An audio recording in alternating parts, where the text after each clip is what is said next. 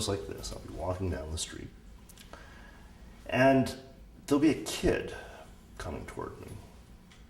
5 years old, 6 years old, a boy, usually white, sometimes black. And he'll just be coming through that crowd the other way. And when he gets to within 20 feet, maybe 15 feet of me, he'll spot me and he'll smile and he'll suddenly strike a pose. I can tell it's about to happen. He'll strike a kung fu martial arts, karate chopping kind of pose. And he'll kind of howl and hiss and say ching chong, and kind of kick or punch at the air. They'd sing that chant. Chinese, Japanese, dirty knees, what are these? As they pulled their eyes back into a slant. They think that people are stealing, you're in a store, they think you're going to steal something, and, I guess a stereotype where they've been taught that black people is going to be. The mom and pop stores in the city are owned by Korean Americans. 40% of liquor stores are owned by Asian Americans. 80% of the lottery revenues from the city come out of these Asian American stores. And these are figures that are provided to us from the district government. Do you feel the Asian merchants have a responsibility for the people of this community? Yes, I do, because they ain't getting all the money out of here. They should hire some people. They don't hire none. They don't get nobody no jobs.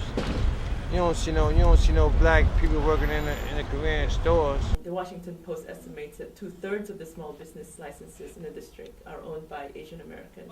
They follow you around in the store and stuff, and that's uncomfortable. Yeah. It makes you feel uncomfortable? Yeah, they be cursing at you when you don't back quick enough. Yeah. Rushing. There's a communication gap. This ain't like their city.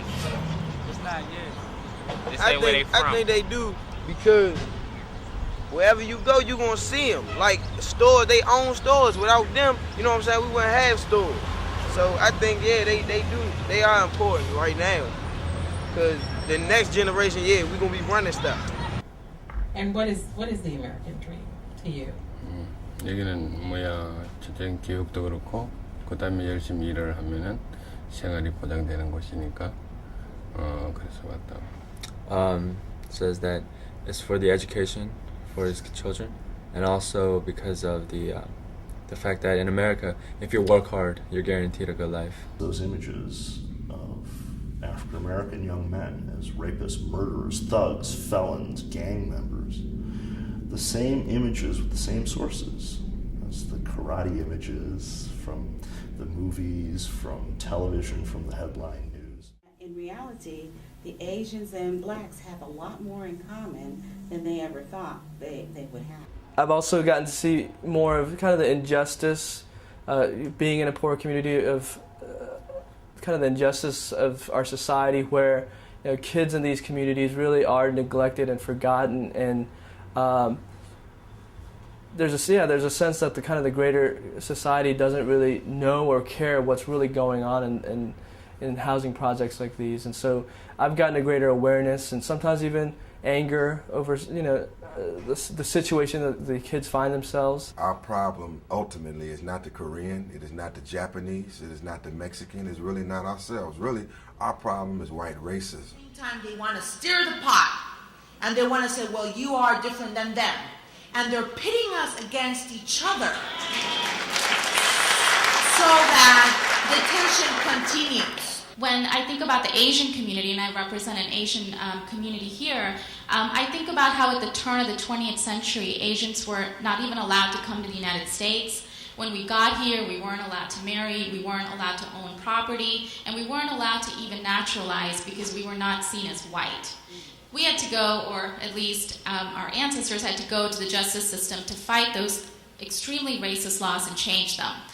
For African Americans who have been here for generations and understand well the history of this country, especially in relation to the treatment of racial minorities in this country from its very founding, to families that come from a pretty homogeneous society, and they don't have a sense of the history here. And frankly, because survival is their number one concern once they come, they don't have the opportunity to learn it. we're all in agreement, but it's a very superficial agreement. It's the agreement where we all nod our heads and we say racism, that's very bad. For Asian Americans, we've been struggling with this perception of being seen as a model minority. And, that we don't have challenges, we don't have struggles in America. But that's a wedge. It's a wedge that's been created, and in this sense, I will name the culprit. It's been created by white mainstream America to create a wedge between Asian Americans and black folks, to show that, this is the type of minority that black folks need to aspire to. It prevents us from building coalitions. It prevents us from building bridges. Find common ground. What do we do to make it better for the next generation? What are the possibilities given the very different kinds of backgrounds and stories that people bring into local communities that are the place where a lot of the conflict comes out? Get out amongst ourselves, we have to sit down, we have to have dialogues, we have to talk to the person that's sweeping our floor, that's mowing our grass, that's selling us our things in the supermarket. It's not like ethnic minorities are some faraway people that we see on TV. These are people in our neighborhoods, these are people that we live next door to, these are people that we buy things from. And we have to reach out individually, on an individual level. I know we're not all going to go out into the streets and hold hands and sing songs, but if we reach out on individual levels, form relationships with people, form coalitions, this is at least one place to start. This is such a difficult topic to talk about that the very first thing we have to do is talk about it. Have serious dialogue. And that means being prepared to feel uncomfortable. In this country, you don't have to teach or preach discrimination. Our kids just grow up, they never see you with anybody else. You don't have to say anything nowadays.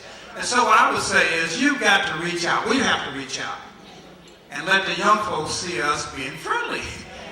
The Bible says if you want to be a friend, you have to be friendly. We have to be friendly with other people. We have to let our kids, our young people see us having other people come to our house. Because most of us, we don't have any other friends other than the friends we have that we think we have within our own community. So I think that's one thing we need to do. And we can do that by having small discussions, reaching out. Touch one, let that one touch another.